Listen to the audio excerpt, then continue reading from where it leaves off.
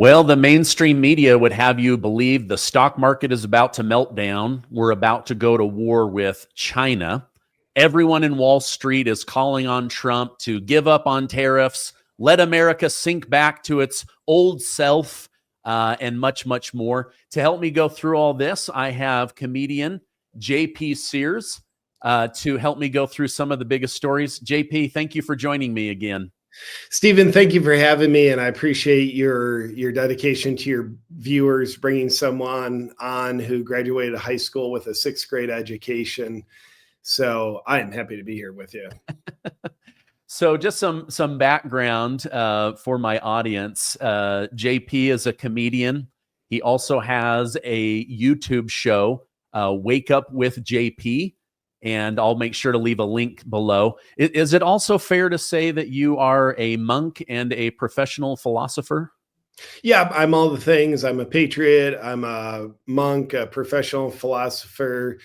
Just really anything that the narcissistic condition would generate out of one human. I'm all those things, and quite frankly, the best at all of them. Well, it's important to take pride in your humility. So you're doing a great job there. So wanted to jump right into a story.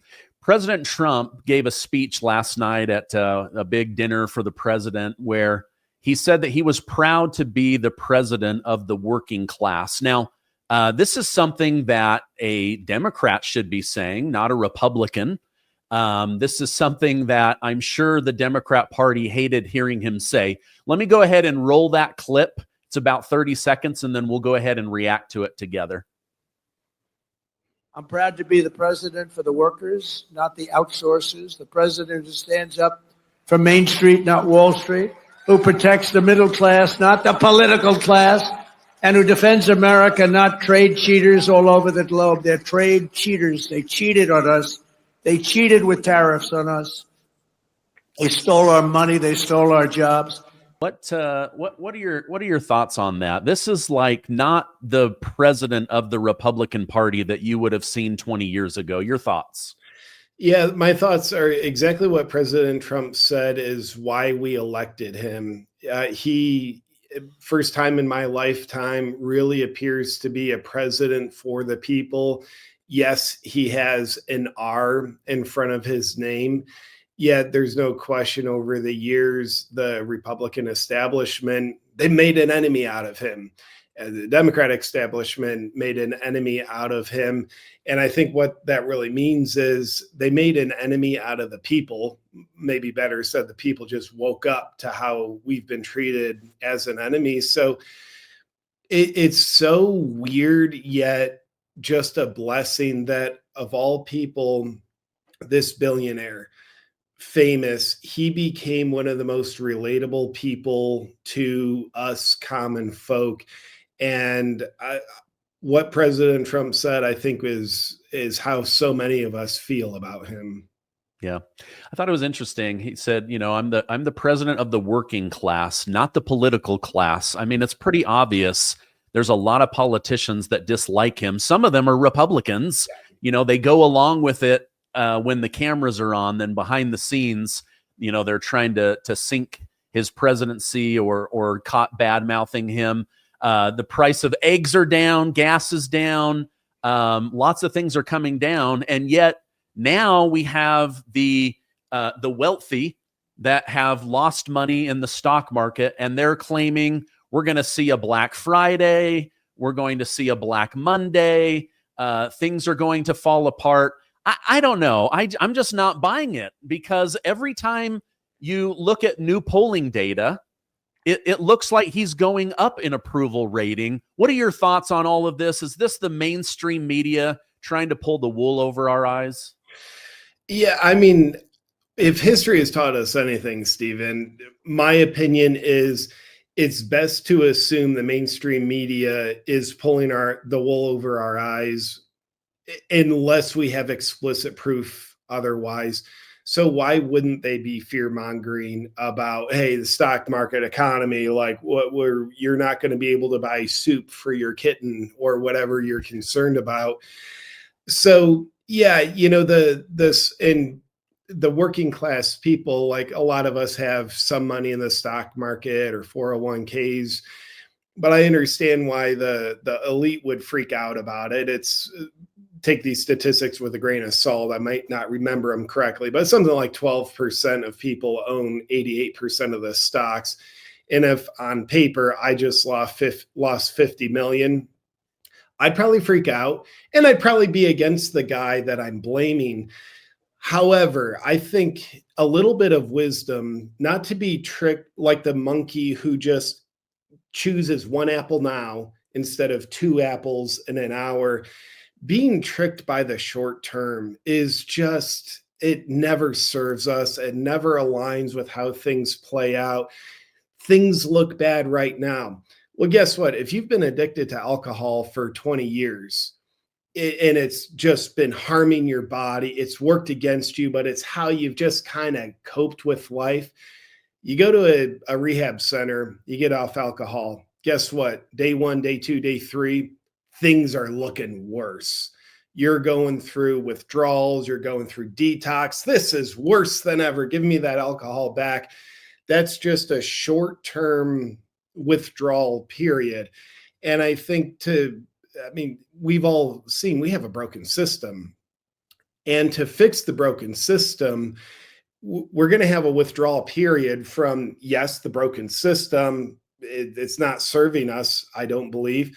But the withdrawal period of, like, I would be shocked if the stock market just went up. Like if it went down, how is that not to be expected while we're doing some major cleansing for our country? So long story short, yeah, I think the media and I think the ultra elites, who weirdly enough are a lot of them heavily tied into the media, I think they're fear mongering, trying to get people to buy into, hey, this short term, this is forever, but only worse. It's just things always get a little worse before they get better. And if they get a little better, they're not going to get really good long term. It'll just always be these blips as we're going into a downward forever trend. Yeah, that's interesting. I've kind of been living through that over the last 2 weeks. So I've lost 25 pounds. I've started moving more, lifting weights, getting better supplements into my body. So I decided to come off of a blood pressure medication, and oh my gosh, I like going through withdrawals of this blood pressure medication. Really? Was like so uncomfortable. And I like each day I'd be like, okay, do I just take it? Do I take a smaller dose? What do I do? And I stuck it out, and now I feel really, really great. So as you're describing this, I'm like, oh my gosh, I just lived through this. But if you're going to bet on anybody, I think if you bet on America in the long run, you're going to do really well. And like you say, these short-term pains, these are going to be behind us. I mean, my goodness, the market dropped less than it dropped under Biden, and everyone freaks out. I don't remember everybody screaming about Biden when the market went down. So I just think, because Trump is attached to this, they make a bigger deal of it. But are you shocked when the mainstream media badmouths him, but then the polling data comes out and says he's actually gotten more popular in the last 30 days? No, I got over that. I mean, back in maybe 2020, when I first started paying attention, I'd be a little surprised by that. But now it's to be expected. The only thing that really shocks me now is if the mainstream media actually reports the polling data that shows Trump's doing well. I'm like, why would you guys do that? You're not for him. You're not dedicated to truth or actual journalistic integrity. So I'm shocked you're actually reporting good things about the guy you like. Granted, it's surrounded by a sea of just nonsense and mostly lies or really negative perspectives about him, but that's the only thing that really shocks me. But I'm curious, are you shocked by it? Well, no, because I cover it and I'm really happy. Like I keep seeing this question on Twitter, like, is this what you voted for? And I'm like, yes, this is what I voted for. Like, exactly why do you assume I would be upset that the border's closed? Why do you assume I would be upset about lower gas prices? Why would I be upset about getting an MS-13 gang member sent to El Salvador that like threatens to hurt my child, or getting, lowering the fentanyl? Like, I'm not upset by any of this. I don't know why Democrats are. Tax season is officially here, and the IRS is turning up the heat. With the April 15th deadline fast approaching, now's the time to act. If you've fallen behind on filing or owe back taxes, delay will only make things worse. Every day you wait increases your risk and the consequences. With over 5,000 new tax liens filed every day and powerful enforcement tools like property seizure, bank levies, and wage garnishment at their disposal, the IRS is applying pressure at a level we've never seen before, driven by heightened administrative scrutiny. Now, don't make the mistake of facing the IRS alone. Tax Network USA is here to help you take control. Whether you have a tax issue that's $10,000 or $10 million, they can help. Their team of skilled attorneys and seasoned negotiators have resolved over $1 billion in tax debt thanks to their proven strategy. Now, your consultation is absolutely free. Don't wait for another letter or a surprise levy against you. Put a stop to the growing interest, penalties, and threats. Take back control of your finances. I want you to give them a call at 800-958-1000 or visit tnusa.com/Gardner. Again, April 15th, right around the corner. Beat the IRS and don't do it alone. Yeah. Like, literally, there's judges saying, no, the guy with the face tattoos that has a criminal record of killing people in Venezuela, that dude needs to live the American dream. Yeah. And of course, we have judges like literally trying to bring that person, like they're gone. They're trying to bring them back. And that just, it's hard to believe that actually happens. Yeah. Remember the SNL skits, Scared Stupid, where they would bring like teenagers into jail and then the prisoners would like scream at them and stuff. Like, I feel like we need that, but for the judges. Like, okay, yeah, we can bring back the Tren de Aragua gang member with 23 kills under his belt. We can bring back the MS-13 that has violated multiple women. They just have to stay at your house. Yeah. I think there's a lot of wisdom in that. That wakes people up to the reality real quick. Maybe they're doing some kind of nefarious agenda, or judges taking directive from people they shouldn't take directive from. If it's not the rule of law, they shouldn't take directive from it. And it's similar to how so many of us feel, hey, if these warmongers in Congress want to start these forever wars, they either have to go fight or send their children. I don't really believe in them sending their children because it's not the children's fault, but they need to go on the front line. So judges, cool. You want to bring them back. I like your thought, Stephen. They live in your house. Yeah. They have to live in your house. I've seen these comedy sketches. You might have even done one where they go and they interview people in Democrat heavy cities, and they're like, should we bring these people back? Yes. Do they belong in the country? Absolutely. Let them back in. Can they live at your house? Ooh, I'm not really comfortable with that. I think it was, I don't follow them much, but I believe it was the Nelk boys.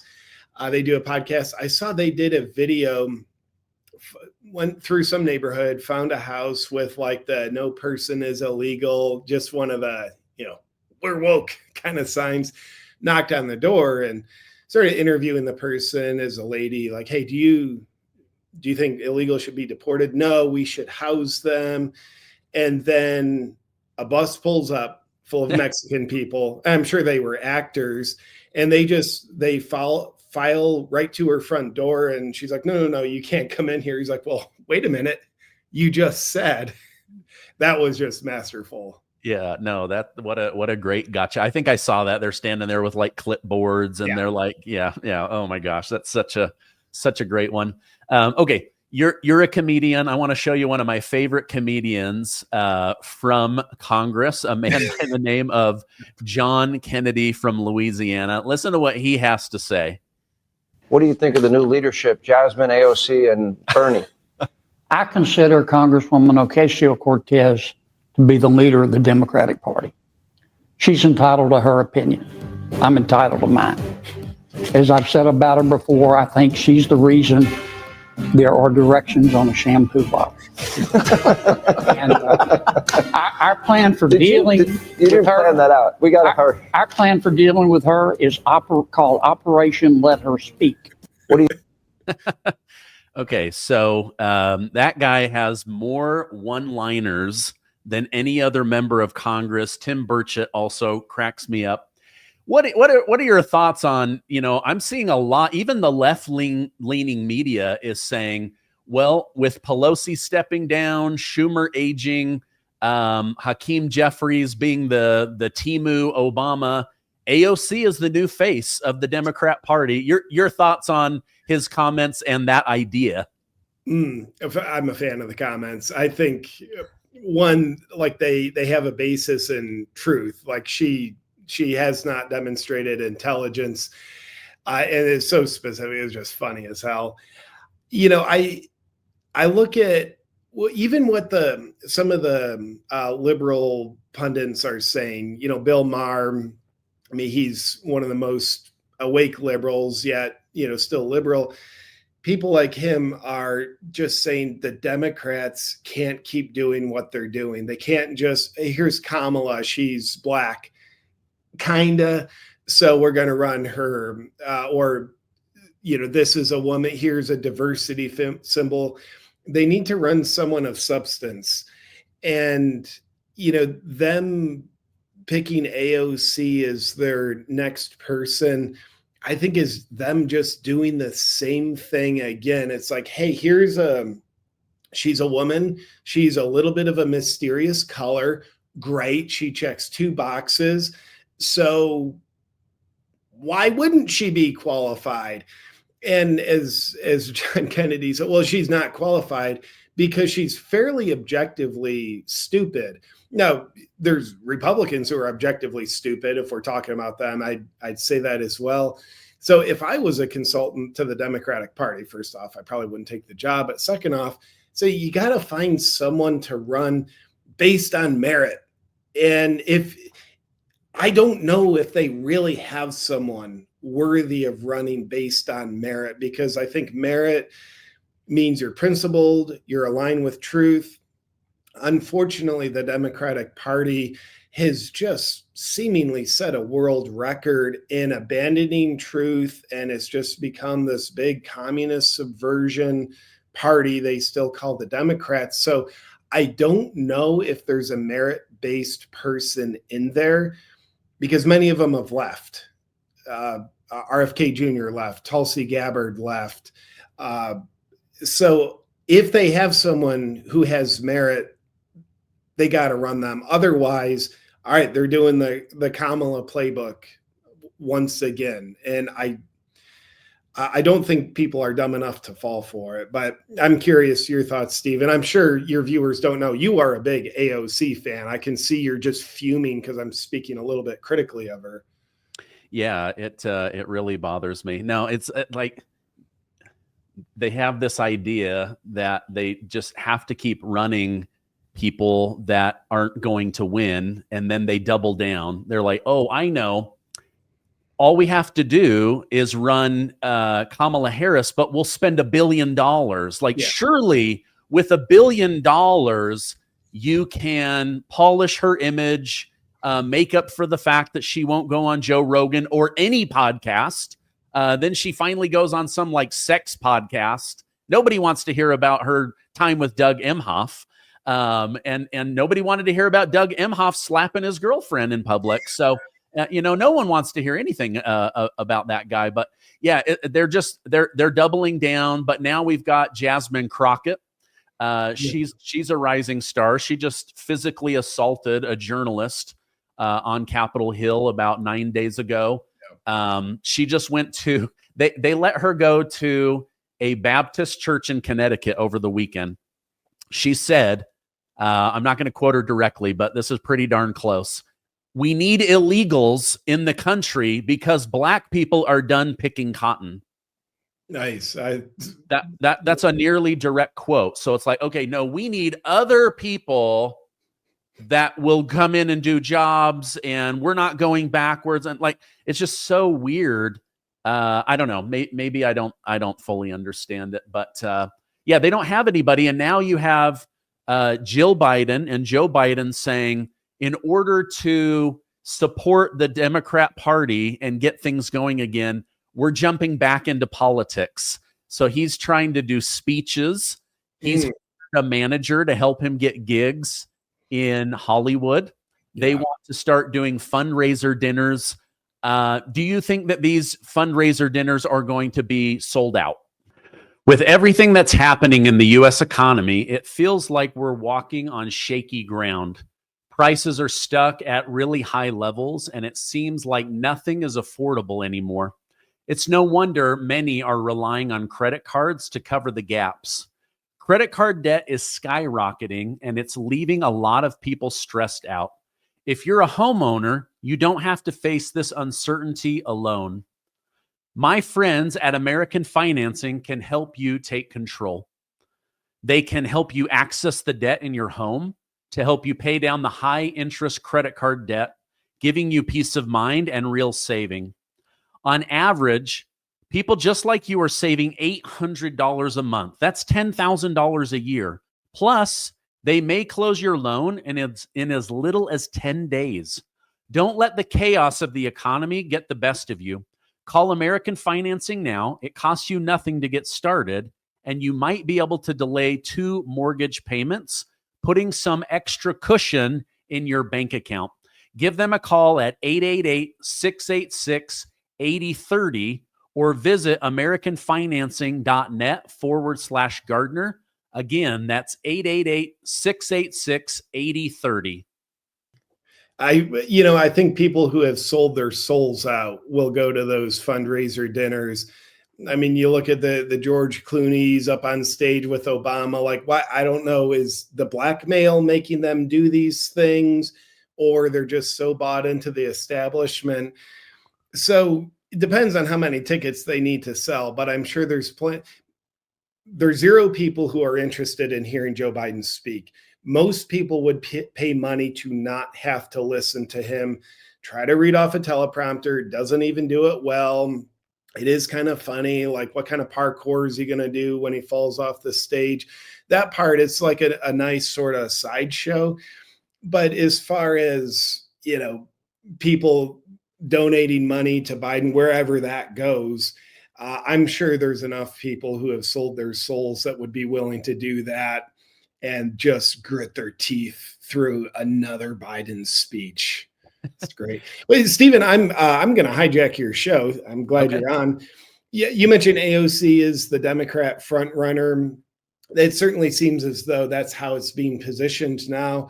But there's a dude with some greased back hair over in California standing in the middle of the fire, wondering where all the water went. He seems to be on a relatability tour, starts a podcast. We're talking to the other side.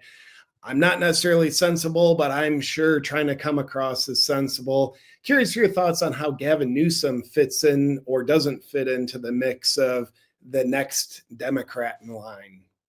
Well, I believe he wants to be. I believe that he wants to be the next Democrat frontrunner. You see, based on hierarchy and Democrat ideology lately, he could not try to run last time. So if a white male had tried, even with more qualifications, a governor of a massive state, because of his whiteness, this is a real thing. So Harvard put out a study: the most dangerous people in America are white males, and the most suppressed and held back are Black lesbian women. And there's a hierarchy, and Kamala was just above Black lesbian woman. Well, And so there's enough pantsuits that I'm giving her the lesbian credit, just so you know. Well, yeah, if she had shown up in a Subaru, I would buy it. But so if he had come in, think about that. I mean, he would have squashed her and Harvard would have said no, no, no. So I think he wanted to run, but I think he realized, wait a minute, we're going to lose this one. I'm going to sit this out, and then I'm going to try to rebuild. Right now, he is trying to rehabilitate himself as I'm the middle of the road. I'm the Democrat that still understands workers, getting stuff done, fighting big oil for climate change. I honestly believe that he is trying to rehab his reputation. The problem, though, JP, is most of his guests right now on his podcast that he's spending a lot of money to build are Republicans like Charlie Kirk and Steve Bannon and others. Democrats won't even go on his show. Oh, is that right? I didn't know the Democrats would hold out. Oh yeah, they you know, I don't know why. Maybe they see that he can't win because of how he's destroyed California. Although if you think about it, I mean, nobody has been able to increase homelessness like Gavin Newsom. I mean, he's just on a tear. The numbers are just skyrocketing. Of course, they can't find the $24 billion that was set aside for homelessness. It must have gone there because those numbers are just out of control. Yeah. You know, I don't think Newsom can win on merit because his track record is just like, look at this state literally on fire, homelessness through the roof, taxes through the roof, quality of life through the floor. But I think he, in theory, could win on manipulation.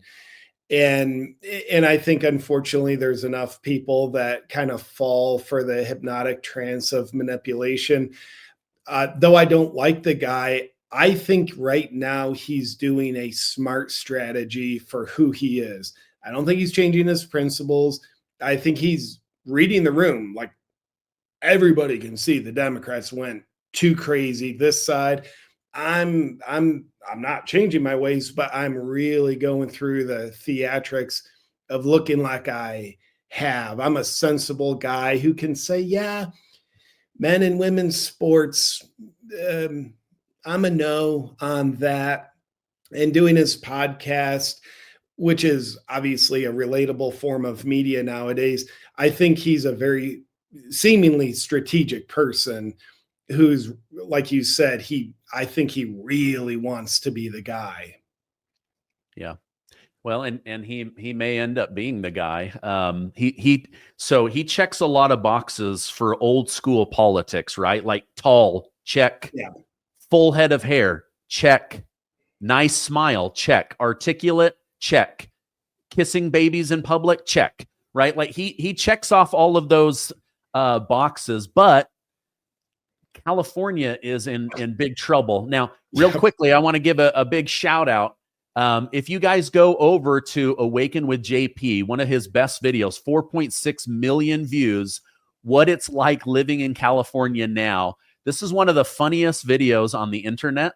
This is the video 4 years ago that this is how I discovered you. My wife sent this to me and was like, you got to see how funny this is, where they just make fun of California politics. So I highly encourage everybody go check that video out, and I'll make sure to put a link to that. Okay, really quickly, one thing we've been talking about Biden a minute ago and how people had sold their soul out. Well, George Stephanopoulos at ABC News has now come out. This is one of the big stories on the New York Post this morning. And he was openly talking about how when he would interview Biden, you could tell that Biden did not have his memory, that he had forgotten. He was falling asleep. They had to repeat the question. They had to significantly edit these interviews. And then when he was asked privately, he said, I don't think he can serve 4 more years. So why do you think the mainstream media went to such great lengths to cover up that the most powerful person in the world had dementia and wasn't really running the country. Yeah. Well, first off, congratulations to George Stephanopoulos for this breaking news here in 2025. Just pulling the veil back, letting the world know Biden was in decline, something some of us were clearly seeing in 2019. I think we do ourselves a disservice when we call the mainstream media the media. I think that's an inaccurate term. Yes, it's what they're branded as. Maybe it's what they were originally intended to be. Yet they've just proven fairly objectively so, in my opinion, to be a propaganda arm of the DNC. So I think the reason why they would be covering up for all these years, just gaslighting, like it's not hidden, we see it, but they gaslight us to make us try to think that we're mistaken, we're wrong in what we're perceiving with our own senses. Is they're just following orders. They have an agenda, or make the Republicans look bad, lie about the Republicans. So a propaganda, a propaganda outlet for the DNC functions as a propaganda outlet for the DNC. We just have to ask these questions. Why would they do that when we trick ourselves into believing they're the media?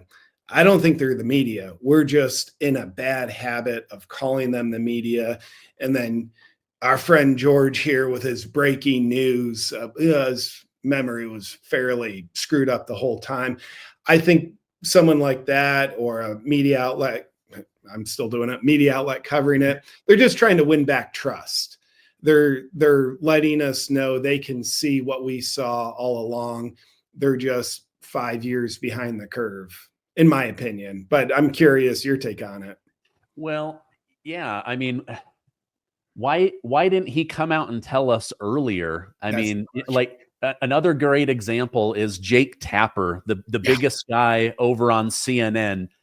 Oh, Biden is brilliant. He's going to wipe the floor with Trump. Turns out, oh my gosh, this guy's writing a book this whole time about how Biden had dementia. And like, it takes so long to write a book. Anyone that goes through the book writing process knows. How does this guy within like 90 days of the election have a book about how Biden had dementia and how concerned Jake Tapper at CNN was? So, just like propranolol withdrawals or, stolen money from taxpayer withdrawals, I'm having withdrawal. It's hard to not call it the media. Like, this is Mockingbird media that has, they tell a lie so often and with so much confidence that you're like, it has to be true. Yeah. Thank goodness we have like Twitter or X to now confirm whether something is true or not, because for a long time, I think they could get away with a lie. A lie can get halfway around the world before the truth can put its boots on. As let's see, who was that? Tom Sawyer? Not Tom Sawyer. Who wrote Tom Sawyer? Mark Twain. Mark Twain, yes. Oh gosh. Mark Twain. That was his quote, that that a lie could get halfway around the world before the truth could get its boots on. I think it's a shame. Like, and then these organizations are like, I don't know why our ratings are falling. I do. It takes a long time to build trust, and you can destroy it within seconds.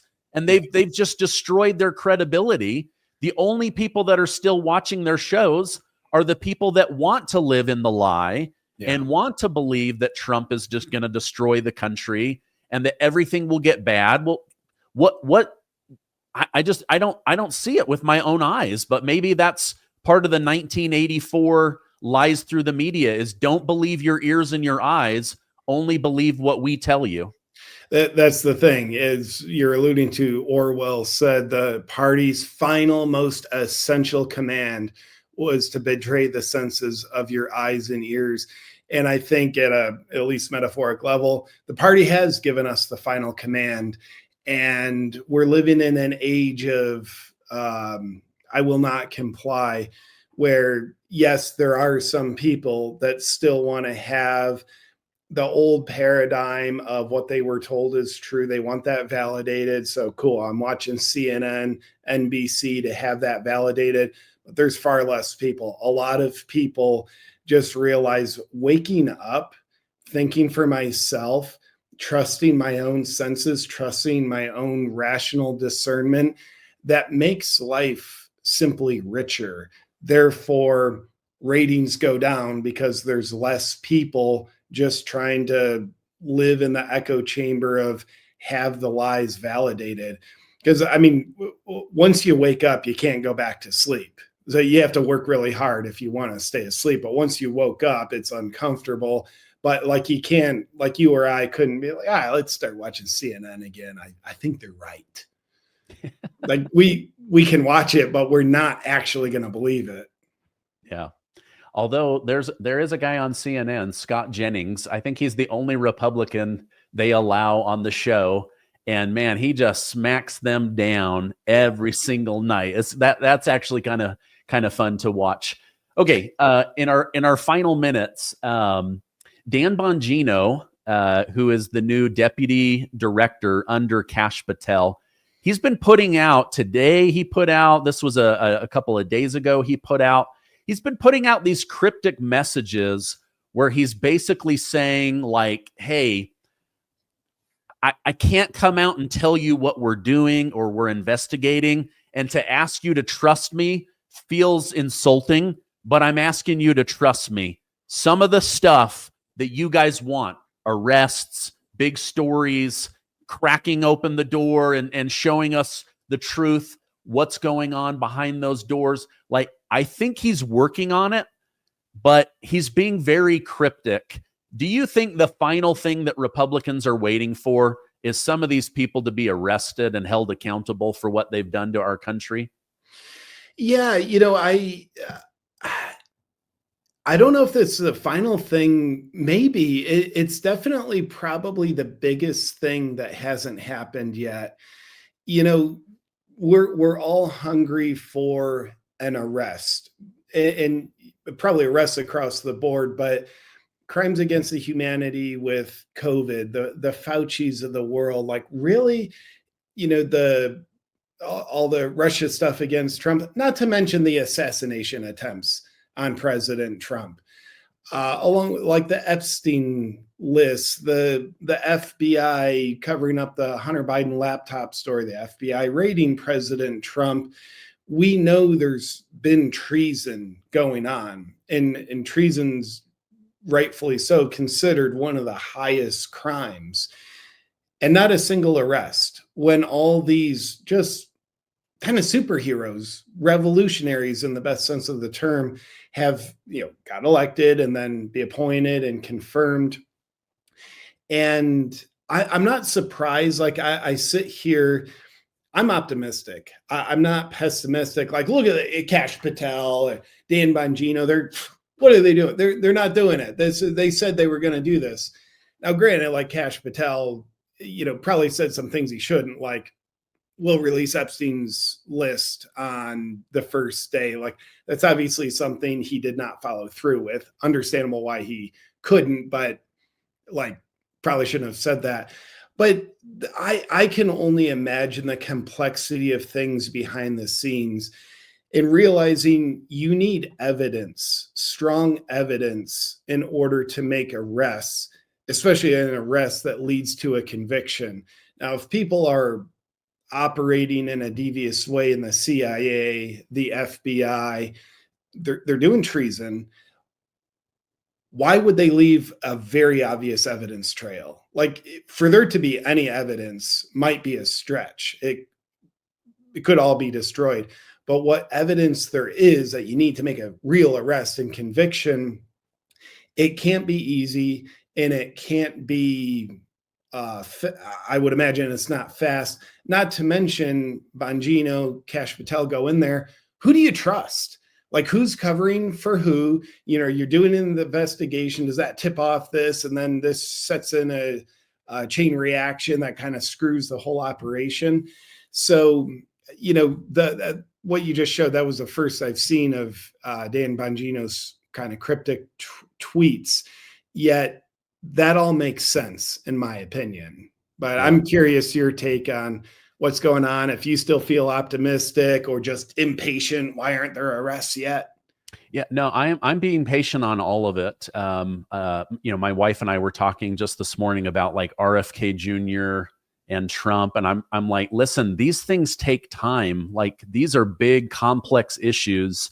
You can't just come in and make like accusations or drop things. Like these guys are up against the biggest lobbyists in the world, like big pharma, big food. Look at all of the news over the last week about Trump. It seemed everyone connected to Wall Street was putting pressure on him. He did not crack. And so for Dan Bongino to say, listen, I'm heading back to the office. I don't want to ask you guys to trust me, but I need you to trust me. These are complex issues that behind the scenes we are investigating. I feel like he was trying to say, please read between the lines. Now, Trump was not being as cryptic. Last night at this dinner I was telling you about, 5 or 6 times he talked about there's been treason within the government. Some people committed treason. These treasonous acts need to be investigated. I'll bet the DOJ will be looking into these cases of treason. So I feel like he's laying down like there's somebody coming. Now, are they going to be hung in public on Fox News? I doubt it, right? But I think that there are crimes that people have committed and there needs to be consequences. And I think we will see that.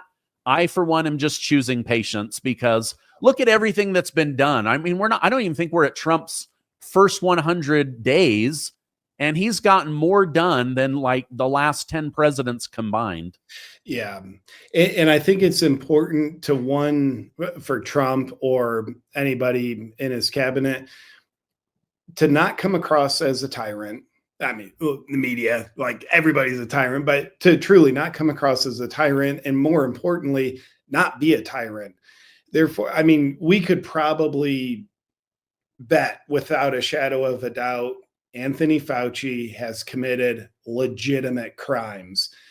But to just say that and then say arrest him, that's tyrannical behavior. And it feels good when it's for our side and a guy we just know is guilty. But I think we have to stay principled. The rule of law needs to be followed. It needs to not be blocked. It needs to not be ignored. It needs to be followed so we can stay principled rather than, just because it's our guy in office, now we want him to act like a tyrant. Well, that creates a precedent where now the next side is going to do that. Well, they kind of already have, but that's not a good precedent to follow. So, yeah, I'm optimistic that behind the scenes, hopefully the rule of law is being followed against this major corrupt system and the players involved, because it's easy to just say, yeah, the system's corrupt and it's corruption, DOJ is finding. Like, no, corruption doesn't just happen. It's always humans doing it. So yes, we want to see those humans with their heads on the chopping block appropriately held accountable. Yet we have to follow the rule of law to get their heads on the chopping block. Yeah, I believe it will happen. But, to have the president of the United States in a tuxedo over and over again saying, we're going to find people. And then he was in the Oval Office saying, listen, we're going to be releasing names and dollar amounts for all of the USAID fraud. So stay tuned. So I'm just being patient. I'm optimistic. Things feel really, really good. And I think that they're doing a great job, and they'll continue to work hard and give us the America that we all want. JP, I know you have a busy day ahead of you. If people want to follow you online, I definitely want to send them to your YouTube channel, but where else can I point people? Yeah, all my social media, including YouTube, is Awaken with JP, and my website with my stand-up comedy tour schedule and all the other things is simply awakenwithjp.com. Okay. I will put direct links to those down below. Thank you so much for taking time out of your day to come on. Keep keep putting out the truth. I feel like comedy's back. During COVID, I was worried, maybe we're not going to get rid of the virus, but we'll get rid of all of the comedians. But comedy is making a comeback. We're back. We're saying the word retarded probably way too much, but making up for lost time. But just reclaiming words, it really does symbolically represent what you just said. Comedy is back. Comedy is legal again, and it feels damn good to me. And Stephen, thank you for having me on, brother. Yeah. Oh, absolutely. Okay, I'll put those direct links down below. Thank you again. I hope you have a great rest of your day. Thank you. You too, Stephen.